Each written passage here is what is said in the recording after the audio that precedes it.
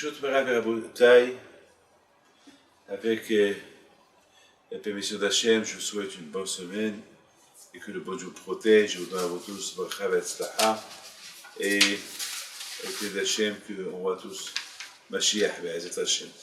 Je voudrais, mes amis, vous poser une petite question que tout le monde pose. Dans la paracha de cette semaine, c'est la paracha on parle de la Shonara, la médisance qu'ils ont fait les bénis Israël sur Eretz Israël. Vous savez qu'Hachem, il n'aime pas qu'on critique Eretz Israël. Hachem, il n'aime pas qu'on se critique entre nous. Hachem, il a horreur des critiques. Parce que la médisance, elle détruit. On parle du mal sur quelqu'un, alors tout le monde s'éloigne de ce quelqu'un. D'ailleurs, c'est la raison pourquoi il y avait la lèpre. La lèpre, la lèpre, elle est contagieuse. Celui qui a la lèpre, tout le monde s'enfuit de lui. Donc, de la même façon, quelqu'un sur lequel on parle de la médisance, tout le monde s'enfuit de lui. Donc, Akash Baruch Hu punit celui qui parle de la médisance. À tel point que nos sages disent que la médisance, elle tue 3 personnes. Celui qui parle, celui de qui on parle, et celui qui l'entend. Donc, c'est grave.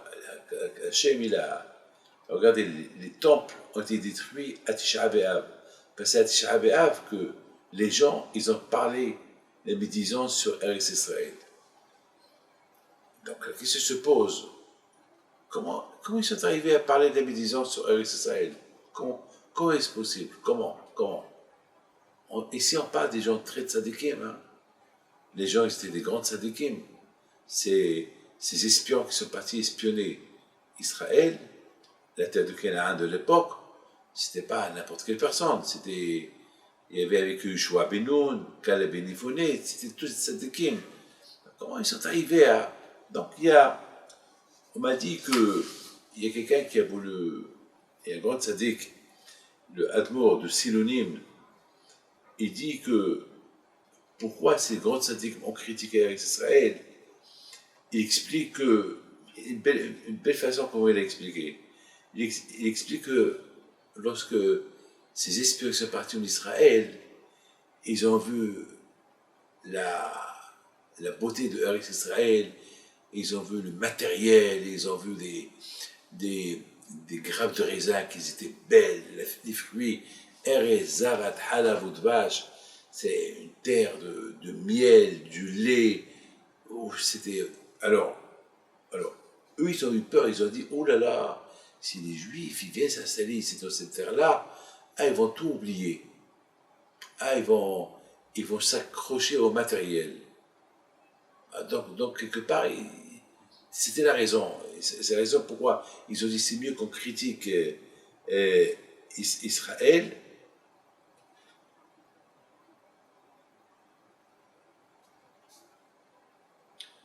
On critique Israël, comme ça, ils vont pas, on va être punis, on va pas rentrer en Israël, comme ça, on reste là-bas, dans le désert. On est dans le désert, on reçoit le manger du ciel, il y a la manne, et c'est pas la peine que les Juifs, ils viennent en Israël uniquement par rapport au matériel qui est en Israël.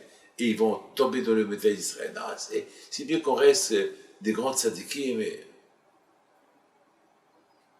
dans le désert. Alors qu'Akash Baruch Hu, il n'était pas content de ça. Pourquoi?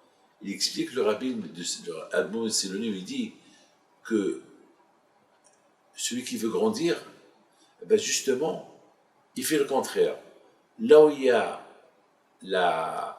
le plaisir, eh ben, c'est pas la peine qu'il en profite de ce plaisir-là. C'est tout. Et il faut se renforcer. Par exemple, il y a le Ramban, il dit Kadesh Atzmach Bemotalach. Le Ramban, il dit que le vrai saint, ceux qui veulent être vraiment saints, c'est uniquement des choses qui sont permises il fait attention. Par exemple, boire du vin. C'est pas interdit de boire du vin cachère. D'accord, mais c'est pas la peine de trop boire. Par exemple, tu vas au restaurant. On te sert un bon steak, un très bon repas. C'est bien, très bien. Tu peux manger. Mange à ta faim. Mais c'est pas la peine d'être gourmand. C'est tout.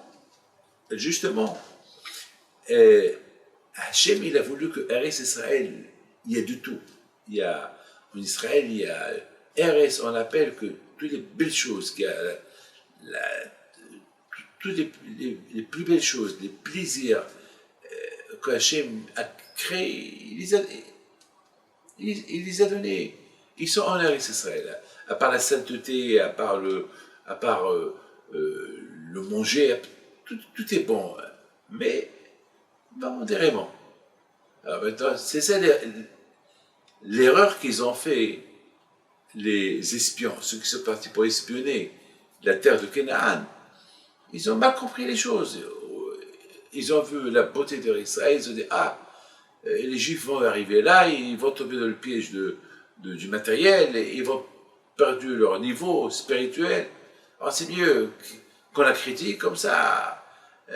S'ils viennent, il ne faut pas faire attention à tout ça, ou bien c'est mieux qu'ils restent dans le désert. Et ça, je pense que l'erreur de ces espions était, quand même, ils sont partis contre la vie d'Hachem. Comment Hachem dit, la terre, elle est bien, eux, ils disent, la terre, elle n'est pas bonne. Moi, je pense que il y a beaucoup des mitzvot qui sont très durs à accomplir en Israël, comme par exemple la mitzvah de la Shemitah. Vous imaginez quelqu'un qui a des terrains, qu'il y travaille 6 ans, et la 7e année, il abandonne tout. C'est une mitzvah dure. Alors vous imaginez quelqu'un qui gagne des millions et des millions, et chaque année, et la 7e année, il perd tous ses millions. Et de plus, si tu ne travailles pas la terre, c'est une grande épreuve. Peut-être la terre, après, la terre elle va devenir dure, la terre elle va mourir. Je ne sais pas moi, quand même, il y a des grosses pertes d'argent. Akadosh Baruch Hu, justement, Akadosh Baruch Hu, la raison pourquoi Akadosh Baruch Hu, il a donné, il a fait qu'en Israël, tout est bien, il y a beaucoup des bonnes choses en Israël. Parce qu'à côté de ces bonnes choses, il y a des épreuves. Vous imaginez que toutes ces bonnes choses que la terre te donne, et la 7e année, tu dois tout abandonner. C'est énorme, c'est une preuve énorme. Donc, quelque part, Akadosh Baruch Hu, il a voulu, il a fait à ce qu'en Israël, il y a des bonnes choses pour que l'épreuve après, elles soient encore plus importantes. Alors, eux, ces espions-là, ils ont voulu gâcher toutes les idées de Akadosh Baruch Hu. Ils partent contre la vie d'Hachem. C'est pour ça qu'Akadosh Baruch Hu, il les a punis. D'un côté, eux, ils avaient une bonne pensée. Mais, beaucoup de fois, il faut faire attention. Beaucoup de fois, d'une bonne pensée, elle peut sortir quelque chose de bien. C'est-à-dire qu'il faut bien calculer les choses. Et je voudrais simplement vous dire qu'on voit que dans la Torah, que Moshe Rabbeinu, il a prié pour Yeshua ben Nun, il lui a ajouté un yud, il a prié pour lui, pour qu'il ne tombe pas dans le piège des espions. Parce que lui aussi il partait espionner avec eux. Alors, quelle est la raison pourquoi Moshe Rabbeinu a prié pour lui? Parce que Moshe Rabbeinu, il a compris, il a vu Moshe Rabbeinu, que l'argument qu'ils avaient, les espions, qui sont partis espionner la terre de Canaan, ils avaient des raisons valables. Moshe Rabbeinu, il a vu que ces espions-là, qu'ils étaient dans le désert, enfermés dans la sainteté du mont Sinaï, ils ont entendu la voix d'Hachem, et soudainement maintenant ils vont sortir de leur camp, de leur camping, et aller dans une terre matérielle, comme les terres de Canaan. Moshe Rabbeinu, il avait peur que ils ne vont pas aimer. Ils vont venir, ils vont commencer à critiquer. Non, non, c'est pas pour l'autre tout ça. Ce matériel il va nous dériver du spirituel. Donc Moshe Rabbeinu, il avait peur que Yeshua Rabbeinu aussi il va tomber dans ce piège-là. Donc il a prié pour lui pour qu'il ne tombe pas dans le piège. Caleb Ben Yifouné, lui, il avait peur lui aussi parce que il a décidé de partir pèleriner Abraham, Yitzhak et Yaakov à Hebron. Il a prié pour ne pas qu'il tombe dans le piège de ses copains. C'est-à-dire que, écoutez, moi David Pinto, vous croyez que je peux tomber dans le piège de mes amis si mes amis ils sont pas bien dans leur tête? Je connais beaucoup de gens qui sont pas religieux. Est-ce que je suis tombé dans leur piège? Non, je suis pas bête. Il y a une fois un juif, et je peux pas vous dire, il est venu chez moi, donc quelque part, avec ses cigarettes dans les mains. Et je lui ai serré les mains. Et je ne l'ai pas jeté. Et grâce à ça, ce juif allait à la fête Chauvard. Il a vu que j'étais pas, vous savez combien de fois je sens les juifs qui fument Shabbat, je sens leur bouche, on sent dans leurs mains, vous savez, mais je ne veux pas tomber dans leur piège. Vous croyez que je croyais dans l'avion, je vois tout le monde qui mange, je suis dans un avion, et si je vois quelqu'un qui mange du tarif, vous croyez que je mange du tarif comme lui? Pourquoi ça n'arrive pas dans les avions, de test de l'air, il m'invite, il me dit, mais pourquoi vous ne mangez pas? C'est bon.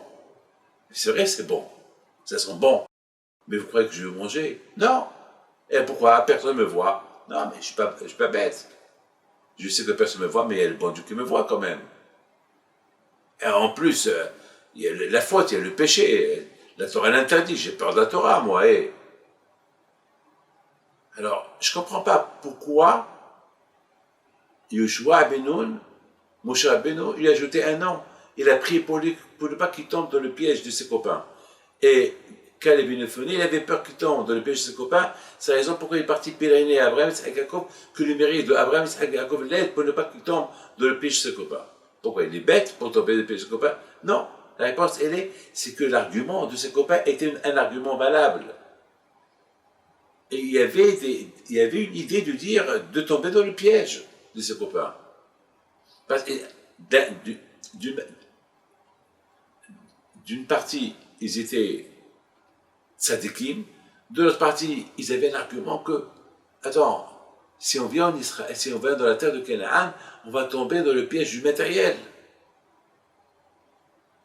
C'est mieux qu'on reste là où on est. Donc, il y avait une raison valable. Mais là où ce n'était pas valable, c'est que Hachem, il a dit, il faut y aller. Hachem, il dit que la terre, elle est bonne. Et justement, pourquoi quand je il a fait que la terre, elle est bonne? C'est justement pour travailler, pour ne pas tomber dans le piège du matériel. C'est tout. Et de l'autre côté, comme j'ai expliqué que pourquoi Kachouri a fait qu'il y a beaucoup de matériel dans la terre de Canaan, ben justement pour que l'épreuve est encore plus grande. Parce que Hachem a donné des mitzvot qui sont liés avec la terre d'Israël, comme la Shemitah. De plus que ta terre elle est bonne, de plus que ta terre elle te donne beaucoup de fruits, de légumes, et la terre elle est prospère, donc l'épreuve elle est dure la 7e année de la Shemitah. Et il faut faire le Maaser, et il faut faire ceci, il y a beaucoup de mitzvot qui sont liés avec ça. Il faut faire PA, il faut faire Leket, il faut faire Shirha, il y a beaucoup de mitzvot. Vous savez qu'il y a des mitzvot en Israël qu'il n'y a nulle part dans le monde. Par exemple, lorsqu'ils sont en train de faire la récolte, et si tu as oublié une fois que tu as ramassé et tu as oublié quelque chose, ça s'appelle Shirha, alors il faut la laisser aux pauvres. Lesquels, ça veut dire que lorsque des tiges de blé tombent, ce qui tombe c'est pour les pauvres. Et PA aussi c'est pour les pauvres. Il faut laisser un côté dans ton terrain pour les pauvres. Le coin, il faut le laisser pour les pauvres. C'est des mitzvot. Et après, il faut donner le maaser. Le premier maaser, le deuxième maaser, bikurim. Plein de mitzvot. C'est plein d'épreuves en Israël. Donc, de plus que la terre, elle est prospère et que la terre, elle est bonne, Donc l'épreuve, il est encore plus grand. Alors maintenant, on comprend très bien que combien il faut faire attention. Hein. Beaucoup des fois, on peut être des grandes sadikim, on peut mal penser, on peut mal calculer. Et de là, mes amis, on entend, on voit combien il faut faire attention, que beaucoup de fois, lorsqu'il y a une épreuve qui arrive, il faut bien calculer comment la surmonter et comment la gérer. Et pas mal la gérer. Regardez, ces explorateurs, ces espions, qui étaient des grandes sadikim, ils ont fait un faux calcul. Ils ont fait un faux calcul. C'est vrai que la terre, elle est bonne. Il y a beaucoup de matériel. Mais justement, Hachem, il a voulu que, avec le matériel, on peut le servir. Le fait déjà qu'il y a beaucoup de matériel en Israël, donc le fait que tu l'abandonnes, un an, chaque 7 ans, tu l'abandonnes un an, c'est une grande épreuve. Donc, cette épreuve-là aussi, elle aide la personne à servir davantage à Kadosh Baruch Hu. On ne peut servir Hachem que dans les épreuves. En plus, c'est vrai, d'un côté, la terre, elle est bonne, il y a beaucoup de matériel, mais le fait qu'il y a aussi beaucoup de mitzvot qui sont liés avec la terre de Eretz Israël, donc ça récompense. Donc, elle est bonne, il y a l'épreuve. Donc, et l'un a besoin de l'autre. Hachem a créé qu'il y a dans la terre de Eretz Canaan, il y a ce qu'on appelle il y a une balance. Mes amis, je voudrais vous raconter, donc vous voyez maintenant, et que le fait qu'ils ont critiqué Eretz Israël, donc Akadosh Baruch Hu n'était pas heureux du tout et les a punis. Vous savez qu'il s'est passé un grand miracle en Argentine. On a fait pour les 20 ans de la yeshiva de l'Argentine, la yeshiva Pinto en Argentine, on a fait un grand gala et on a fait des tirages au sort. Et il y avait une belle montre en diamant, un bijou au diamant, et il y avait aussi un mentalite, il y avait quelques loteries à gagner. Et ce qui est extraordinaire, c'est que personne n'arrive à comprendre ce qui s'est passé. Il y avait des centaines et des centaines de billets de loterie. Et ceux qui ont gagné, c'est les 3 rabbins de la yeshiva. Je crois que les gens, ils ont cru qu'il y avait ici un coup monté. Ben, c'est pas possible. Ben, on n'a rien compris. Et Baruch Hashem, c'était pas moi qui a fait le tirage au sort, c'est des étrangers. Et les gens, ils ont vu, après, ils ont commencé à ouvrir les papiers pour voir qu'est-ce qui s'est passé. Ils ont cru que peut-être il y avait là-bas plus. On a voulu que ces 3 rabbins de la yeshiva Pinto, on a fait exprès que c'est eux qui gagnent. Et donc ils ont commencé les gens, ils n'ont rien compris, ils ont commencé à ouvrir les petits loteries, ceux qu'ils ont vu que non. Il n'y avait que des noms de tout le monde, et eux, ils étaient 3 parmi tout le monde. Alors maintenant, chacun se posait la question, pourquoi c'est que les 3 qu'ils ont gagné? Ah ben, mes amis, il s'avère qu'il y avait là-bas des gens qui critiquaient ces rabbins, et qui critiquaient aussi la yeshiva. Ouais, cette yeshiva, il y a du tout là-bas, et pourtant il y a beaucoup de travail. Hein. Il y a beaucoup de gens, il y a beaucoup d'avrichim. Il y a 70 avrichim qui étudient la Torah là-bas. Et chaque matin, c'est bourré, Shabbat, c'est plein. Et grâce à une beauté de yeshiva, c'est vraiment une beauté, moi je vous le dis. Hein. Et donc, mais malheureusement, il y a toujours des gens qui critiquent, ouais, ces rabbins-là, ils font rien du tout. Akadosh Baruch Hu, il leur a donné une récompense. Et justement, parmi les gens qui critiquaient la yeshiva, qui critiquaient ces rabbins, ils sont venus leur demander pardon, devant tout le monde. Et je leur ai dit, mais on comprend pourquoi le bon Dieu vous avez gagné. Les 3, c'est bizarre. Et bien parce que ça prouve que vous êtes bien avec Hachem, et que Hachem, il a voulu que vous gagniez tous ces bijoux-là, et ce talit du Rav, etc., etc. Donc vous voyez, c'est parfois le Lachon Hara, Akadosh Baruch Hu, parfois, il n'admet pas la médisance, et beaucoup de fois, Akadosh Baruch Hu, il montre que la médisance, c'est pas bien. Beaucoup de fois, on croit qu'on a raison, mais il faut bien réfléchir pour voir est-ce que tu as raison ou pas. Mes amis, vous savez que lorsqu'on parle de la médisance, il y a deux façons. Ou bien parce qu'on doute de la chose, et parce qu'on doute de la chose, alors on critique, ou bien on ne doute pas de la chose, mais on critique. Donc c'est vrai, on critique. En maintenant, je voudrais bien savoir, ces espions qui sont partis espionner Israël, la terre de Canaan, quelle est la raison qui les a emmenés à critiquer? Est-ce qu'ils avaient des doutes? Ou bien, non, ils n'avaient pas de doute, mais ils ont critiqué quand même. Il faut savoir une chose, que pour moi, ils avaient des doutes. Parce que Hachem nous a donné la Torah. Lorsqu'on étudie la Torah, elle enlève tout doute de la personne. Lorsqu'on étudie la Torah était dans une certitude qui est Dieu. Et lorsqu'on sait qu'il y a Hachem, donc tout le reste, c'est du bidon. Donc on n'a peur de rien du tout. Si Hachem, il t'a donné la Torah, il t'a donné le matériel, t'inquiète pas. Avec la Torah, tu peux casser le matériel. Parce que d'ailleurs, on dit qu'on ne peut pas aimer et la Torah et l'argent. C'est impossible. Ou ça. Mais on a besoin d'argent. Parce qu'il n'y a pas d'argent, il n'y a pas de Torah.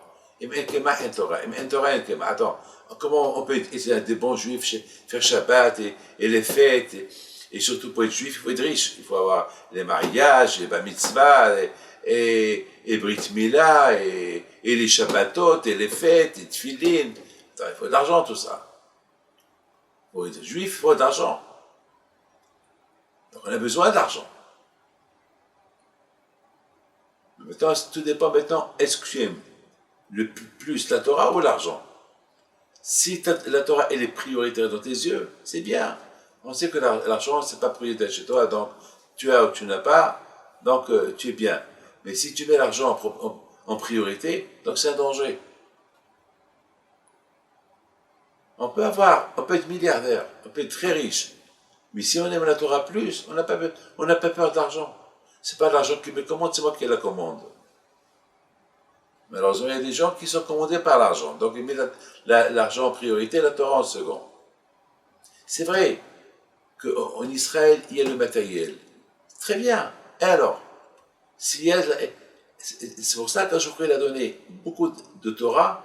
Il y a beaucoup de Torah. Il y a beaucoup de Torah liées avec la terre de Israël. Donc, si tu respectes la Torah, et la Torah elle est plus importante que tout, donc tout le matériel qu'il peut y avoir en Israël, c'est pas un problème. Donc tu n'as pas peur du matériel qui est en Israël. Parce que la Torah, elle est prioritaire chez toi. Voilà, moi. On avait des tzadikim en Israël. Il y avait un grand tzadik, je ne peux pas dire son nom, qui lui ont proposé presque 100 millions de dollars pour qu'il fasse un voyage en Amérique pour quelques jours, pour renforcer les yeshivot en Amérique. Il a refusé. Il a dit non, moi je ne quitte pas Israël. 100 millions de dollars, on lui a proposé. Et à la fin, il leur a dit, bon, mettons que je ne vais pas y aller. Alors, donnez-moi les 100 millions quand même. C'est pour les yeshivot. Ils lui ont donné. Donc il a reçu les deux. Et les 100 millions pour les yeshivot. Et il est resté en Israël. C'est-à-dire que c'est tout dans la tête. C'est vrai. Même ici en France ou en Amérique, il y a le matériel il existe de partout.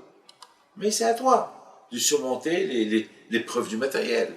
Alors, ces espions-là, ils ont vu le matériel dans la terre de Canaan, et ils ont eu peur. Ils ont dit, oh là là, si les Juifs vont venir en Israël, avec ce matériel-là qui est là, ils vont tomber de leur niveau. Alors c'est mieux qu'ils restent là-bas. Ou bien c'est mieux qu'on critique Israël, comme ça, le matériel ne va pas être haut de leurs yeux. Mais c'est contrairement à ce que Hachem veut.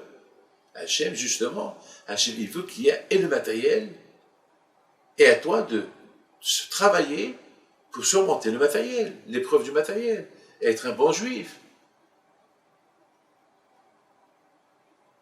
Vous savez, il y a une belle histoire que je vous raconte. Il y avait une fois un rabbin qui recevait les gens. Il y a, il y a un qui le critique toujours, il vient chez lui. Et ses enfants du rabbin, ils sont rentrés chez le rabbin, ils ont dit, papa, il y a ton ennemi numéro un qui est venu te voir. Ah bon, laissez le rentrer. Il rentre, et lui, et l'ennemi, il dit au rabbin, bah, je sais que ma place n'est pas là, et je sais que tu dois te poser la question que je suis venu faire ici chez toi. Et le rabbin lui dit, qu'est-ce que tu as besoin? Et il dit, voilà, je vais marier ma fille, j'ai pas d'argent. Et je sais que toi, tu es un rabbin qui fait la charité, donc, et si vraiment tu es un rabbin, tu ne vas pas m'en vouloir tout ce que j'ai parlé sur toi. Le rabbin, il le regarde, il lui dit, combien tu as besoin? Il dit, eh ben, j'ai besoin de temps. Il dit, tu sais quoi, temps, je ne peux pas te donner, mais je te donne le quart. Et je dis, mais le quart, c'est énorme. Vraiment, merci beaucoup. Je ne pouvais pas imaginer que tu allais me donner même le quart. Après, le rabbin dit, non, je suis dans la moitié. Ouh là là, la moitié, c'est encore plus que 1000 merci. Après, il lui dit, non, je suis dans tout. Alors, il se lève, il dit, vraiment, tu es un tzaddik. Il ouvre le tiroir et lui donne toute la somme. Le monsieur, il sort avec un grand sourire. Dehors, tout le monde l'attend. Il le voit sortir avec un grand sourire. Ils lui ont demandé, pourquoi tu souris? Pourquoi tu es content? Ça va, tu as gagné, tu as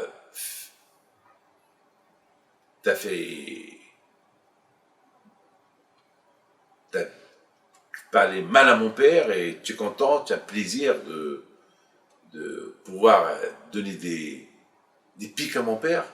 Non, votre papa c'est un grand sadique. Je suis venu pour qu'il m'aide pour le mariage de ma fille. Je ne m'attendais pas qu'il allait me donner toute la somme. Il m'a donné toute la somme. Ah bon? Alors tout le monde qui va rentrer chez le père, chez le Rav, Rabbi, papa, c'est quoi ça? Pour nous, pour notre mariage, tu ne nous as pas donné de l'argent, tu nous as dit, allez ramasser de l'argent pour nous-mêmes, et pour ton ennemi, tu lui as donné tout. Le Rav, il lui a dit, ah ben je sais, vous avez raison, on me l'a déjà dit. Quoi? On te l'a déjà dit? Mais qui te l'a dit? Mais nous, on était à côté. On n'a vu personne qui est rentré chez toi. Il a dit, vous savez que lorsque monsieur m'a demandé de l'argent, le Tzara m'a dit, ne me donne pas. Après, j'ai surmonté le Tzara et je lui ai donné un quart. Le Tzara me dit, même le quart, ça ne vaut pas la peine. Alors moi, j'ai le Tzara, je donne la moitié. Mais c'est trop la moitié. Allez, reste avec le quart. Non, je donne le tout. Donc, le Tzara ne voulait pas que je donne, et j'ai donné. Donc, vous voyez, mes amis, que avec le matériel, on peut surmonter le Tzara. C'est ça le travail de l'homme. Comme il dit le Ramban, Kadesh Atzmach Bemotala. Tu veux être un saint, eh ben, sanctifie-toi avec les choses qui sont permises en réduisant leur plaisir. Tu réduis les plaisirs. Mais justement, Rabotai, vous savez, Rabotai, Hachem est extraordinaire. D'un côté, Akash Baruch Hu, il donne toute abondance dans la terre de Canaan, et de l'autre côté, Akash Baruch Hu, il dit aux Juifs, eh ben, avec cette abondance-là, vous allez avoir des épreuves. Et la Shemitah, et le Maaser, et PA, et les Ket, et Shikha, etc. D'un côté, il donne beaucoup de choses, mais avec ces beaucoup de choses qu'il a données, il a construit aussi des mitzvot. Donc, il n'y a pas de questions à poser, parce qu'avec le matériel que Hachem il donne, il y a des mitzvot à faire. C'est vrai, le matériel, c'est une chose, mais les bonnes choses que tu peux faire avec, c'est encore mieux. C'est encore mieux. Donc, c'est extraordinaire, mes amis. Vous savez, Rabotai, il faut savoir une chose. Baruch Hashem HaKadosh Baruch Hu nous a donné la Torah. Et avec la Torah, tout le matériel que Hashem nous a donné, il y a des mitzvot avec. Je voudrais vous raconter, vous savez, il y avait Rabbi Pinhas ben Yair qui devait traverser la rivière et il ne savait pas nager. Donc il a parlé avec la rivière et la rivière, elle continue. Il a dit, coupe-toi, je veux traverser. comme que les Juifs, ils ont traversé la mer Rouge. La vie, elle continue. Et voilà, Rabbi Pinchas ben Yair, qui était le beau-père de Rabbi Shimon bar Yochai, il s'énerve, il dit, si tu ne te coupes pas, je vais te faire sécher. Et là, la rivière, elle se coupe en deux, et Rabbi Pinchas ben Yair, il passe. Il passe. Et après, l'eau, elle est retournée à ce qu'elle était avant. Et sur ce, mes amis, le Or HaChaim HaKadosh, il pose une belle question. Le Or HaChaim HaKadosh, il dit comment Rabbi Pinchas ben Yair, il est mieux que Moshe Rabbeinu. Moshe Rabbeinu, lorsque Hachem lui a dit de couper la mer pour que les Juifs traversent, la mer n'a pas voulu se couper. Il a fallu que Hachem, il dit à la mer, coupe-toi. Alors comment pour Moshe Rabbeinu, la mer ne se coupe pas, et pour Rabbi Pinchas ben Yair, le fleuve, il se coupe. Alors quoi, l'élève, il est mieux que le maître. Et le Or HaChaim HaKadosh, il donne une belle réponse. Il dit la différence qu'il y a entre Moshe Rabbeinu, le miracle de Kehat Yamsouf à l'époque de Moshe, et l'époque de Rabbi Pinchas ben Yair, que le fleuve il s'est coupé, c'est parce que à l'époque de Rabbi Pinchas ben Yair, il y avait la Torah. Avec la force de la Torah, les tzadikim, ils changent la nature. Mais à l'époque de Moshe Rabbeinu, lorsque les Juifs ils ont traversé la mer, les Juifs n'ont pas encore reçu la Torah. Et parce que les Juifs n'ont pas reçu la Torah, alors la Torah elle veut t'apprendre que sans Torah, on ne peut pas faire des miracles. Mais avec la Torah, non seulement qu'on peut faire des miracles, avec la Torah, il y a beaucoup de mitzvot à faire. Et d'ailleurs, mes amis, on voit que tous ces tzadikim, Rabbi Pinchas ben Yair, Rabbi Chaim Pinto, Rabbi Yaakov Ehsera, Rabbi Chaim Taib Lomet, le Rabbi Meir Ba'anan Nes, mon père Alava Shalom, tous ces tzadikim, les miracles qu'ils ont fait, avec quoi ils sont arrivés à changer la nature. C'est avec le zichrout de la Torah. C'est-à-dire que Rabbi Chaim Pinto, il pouvait être multimilliardaire. Rabbi Chaim Taib Lomet, il aurait pu être multimilliardaire. Mais ils ont choisi d'être la richesse de la Torah. Ils ont préféré être riches dans la Torah. Donc ça veut dire que finalement, Akadosh Baruch Hu, il donne l'abondance. Pourquoi Hachem donne l'abondance? Pour te montrer, pour te dire, voilà, à vous de choisir ou l'abondance du matériel, et vous allez en profiter dans votre vie, ou bien l'abondance du spirituel, qui est la Torah, et vous allez en profiter et d'elle, dans ce monde et d'autres. À vous de choisir. Faites vos jeux. Parce que rien ne va plus. Les deux à la fois, ça ne va pas. Tu choisis ou le matériel spirituel, ou le matériel matériel. Une chose, elle est certaine. Tous ces tzadikim qui ont choisi le spirituel, eh ben, avec le spirituel, ils ont réussi à avoir tout ce qu'ils veulent. Ils ont réussi à avoir tout ce qu'ils veulent.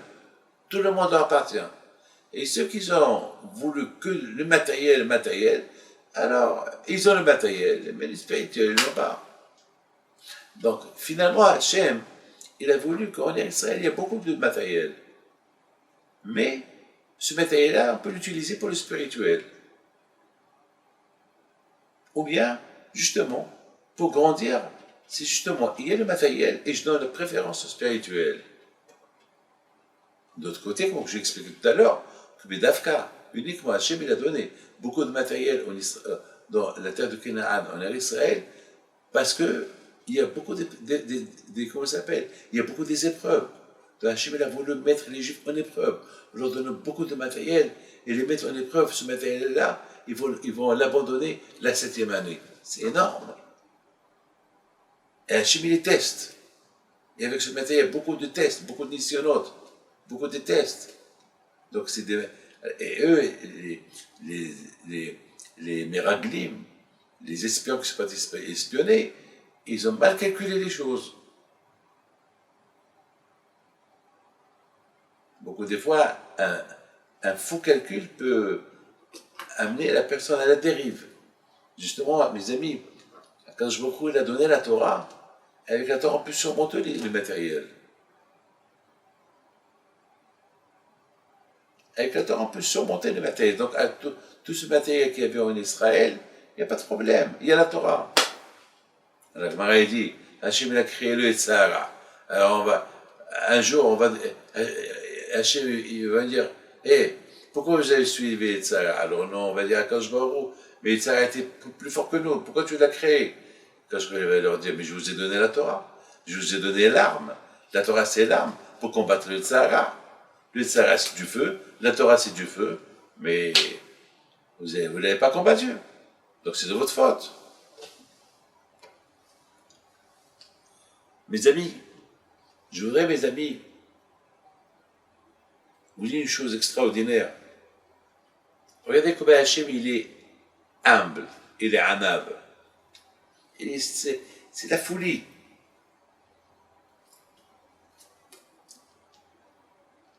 La anava de Hakadosh Baruch Hu. Hachem, il dit aux Juifs, lorsqu'ils ont quitté l'Égypte, il leur a dit, faites demi-tour et allez-y camper à côté de Migdol, qui était l'idolâtrie égyptienne. Alors, la question se pose, pourquoi Hachem a fait ça? On sait très bien que on n'a pas le droit de... Pourquoi Kashpro, il donne l'importance à l'idolâtrie de Migdol, qui était l'idolâtrie égyptienne? Pourquoi Hachem mentionne, même ça, vous savez très bien que quelque chose qui n'est pas valable, on ne la mentionne pas. Pourquoi Hachem mentionne Migdol? Et c'est écrit dans la Torah que Hachem dit au peuple d'Israël, faites demi-tour et campez à côté de Migdol. Pourquoi? On sait très bien qu'on n'a pas le droit de donner des rendez-vous à côté d'une idolâtrie. Je ne comprends pas pourquoi Hachem, il donne l'importance à l'idolâtrie égyptienne, il dit à Hachem, au béni Israël, demi-tour et camper là-bas. Mais c'est péché de camper là-bas, c'est péché de donner des rendez-vous à côté d'une idolâtrie. Pourquoi Hachem il a fait ça? Regardez de là combien Hachem il est humble. Hachem quelque part il dit au béni Israël, regardez comment les gens ils m'ont dénigré. Regardez comment les gens ils m'ont laissé de côté. Ils suivent une idolâtrie qui n'est pas vraie. Parce que Migdol, c'est une idolâtrie égyptienne qui a été construite, créée par des êtres humains. Hachem, quelque part, il dit au béni Israël, regardez comment, nous ne soyez pas comme eux. Vous ne soyez pas comme eux. Ne donnez pas l'importance à des choses qui sont ma'asiyadenu. Comme il y a des gens qui font l'idolâtrie avec une idolâtrie qu'eux-mêmes ils vont construire, ils vont dire tu es notre Dieu. Mais ils s'en foutent. Akadosh Baruch Hu, il dit, quelque part, c'est un message au béni Israël. C'est pas que Hachem il donne l'importance à Migdol. Hachem il veut simplement dire au béni Israël, regardez comment les gens ils donnent l'importance à des choses qu'eux-mêmes ils ont construites. C'est bidon. Alors voilà mes enfants, vous allez partir, faites demi-tour, à côté de Migdol. Vous allez camper là-bas. Et vous allez voir que cette idolâtrie, elle est bidon. Elle n'est rien du tout. Elle est bidon, elle n'est rien du tout. La preuve, les Égyptiens, lorsqu'ils vont voir et vont entendre que vous avez campé à côté de Migdol, ils vont croire que Migdol, il est plus fort que moi. Donc ils vont venir pour vous récupérer et vous allez voir qu'est-ce que je vais leur faire. Mais Hachem, il s'aligne avec Migdol.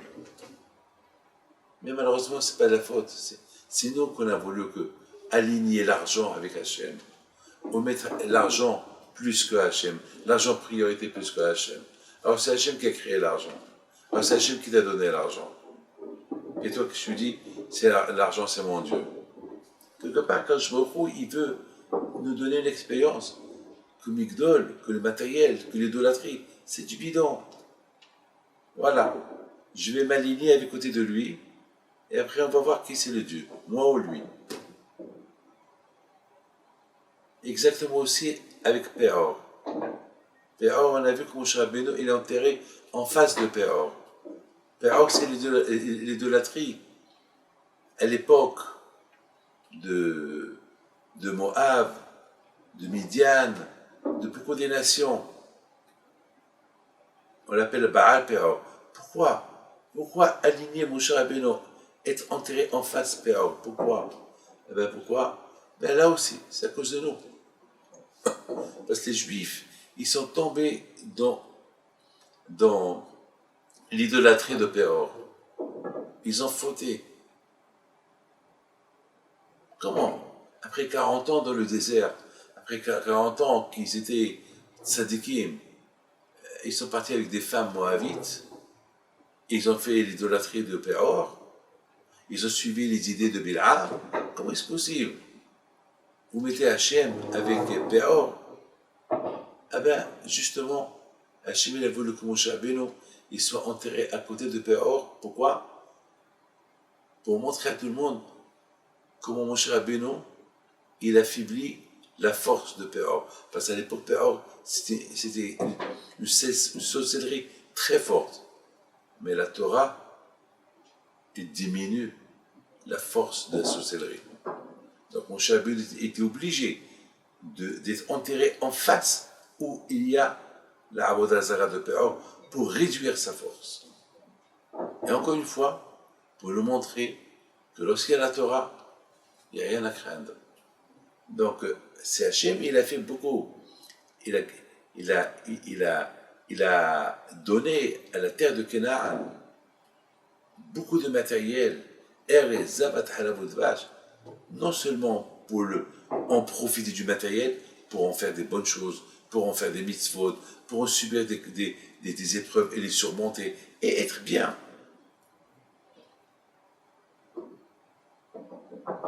Regardez la bouteille, Akash Baruch Hu, il te donne de l'argent, pas pour le diminuer. Hachem, il te donne le matériel, non pas pour le diminuer. Hachem, il te donne le matériel, justement, tu vois que Hachem, il est plus important que le matériel dans tes yeux. C'est justement pour montrer à Hachem que, avec tout le matériel qu'il y a, avec tout, Hachem, toi tu es en préférence avant tout le monde.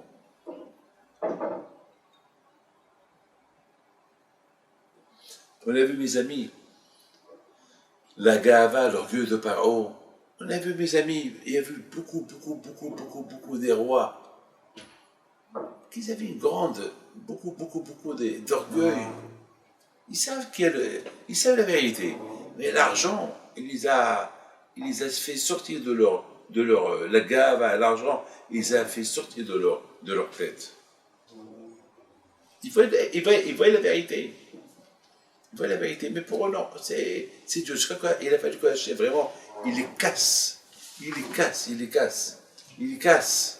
Je crois que parfois, c'est pour ça que le Père Kavoti dit Hagava, l'orgueil et le kavod, l'homme devient fou. Le kavod, il le rend fou. L'orgueil, le kavod, la gava, il le rend fou. Parfois, les gens sont aveugles. Donc Hachem, il est puni. Hachem, ça prend beaucoup de temps à Hachem pour casser ces gens-là. Jusqu'à que, quand je la fin, il leur montre qu'ils sont rien du tout, qu'ils sont bidons. Mes amis, je voudrais simplement finir et vous dire que Hachem vous donne bracha v'atzlacha, b'nutagouf, parnassa tova, que Hachem nous aide à progresser dans la Torah et que vers Hachem qu'on soit des bons bien. Voilà. Et que Hachem vous protège de Hanara. N'oubliez pas les Hilula de Rabbi Pidou, c'est bientôt. Que Dieu protège. À bientôt.